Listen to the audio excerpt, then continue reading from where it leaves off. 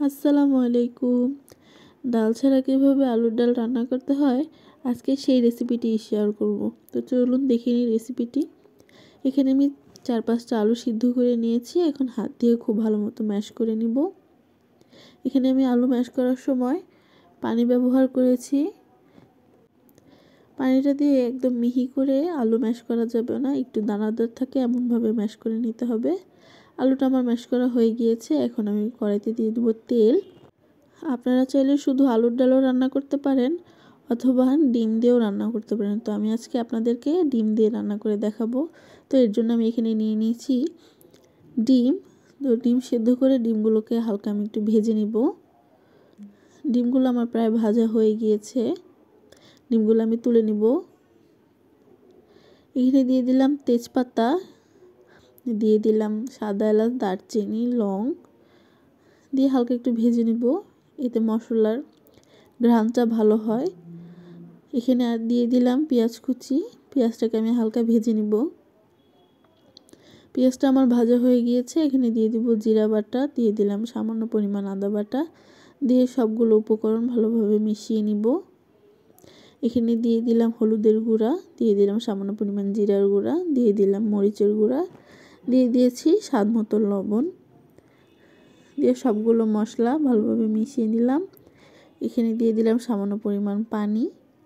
পানি দিয়ে খুব ভালো মতো মশলাটাকে কষিয়ে নিব। মশলাটা আমার প্রায় কষানো হয়ে গিয়েছে। এখন আমি দিয়ে দিলাম ম্যাশ করা আলুগুলোকে, দিয়ে আলুটাকেও খুব ভালো মতো কষিয়ে নিব।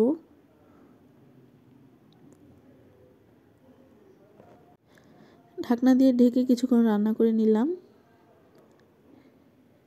আলুটা আমার প্রায় কষানো হয়ে গিয়েছে। আবার একটু নাড়াচাড়া করে দিলাম। এখানে আমি এখন অ্যাড করে দিব পানি। এখানে আমি এত বেশি পানি অ্যাড করিনি, সামান্য পরিমাণ পানি দিয়ে ঢাকনা দিয়ে ঢেকে আবারও কিছুক্ষণ রান্না করে নিলাম।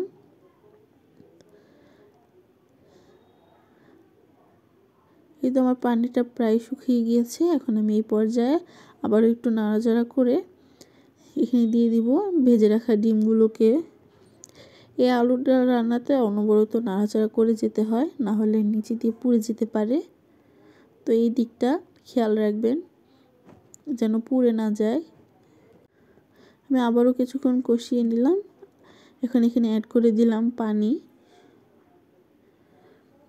পানিটা দিয়ে হালকা একটু নাড়াচাড়া করে দিলাম। এখানে এখন দিয়ে দিব আমি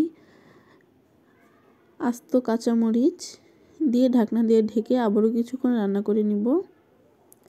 আমার রান্নাটা প্রায় হয়ে এসেছে। আমি এখানে অ্যাড করে দিব ভাজা জিরার গুঁড়া। এতে ডালটার স্বাদ আরও দ্বিগুণ হয়ে যায়।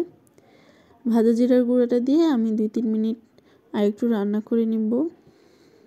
তো এই তো হয়ে গেল ডাল ছাড়া আলুর ডাল রান্না।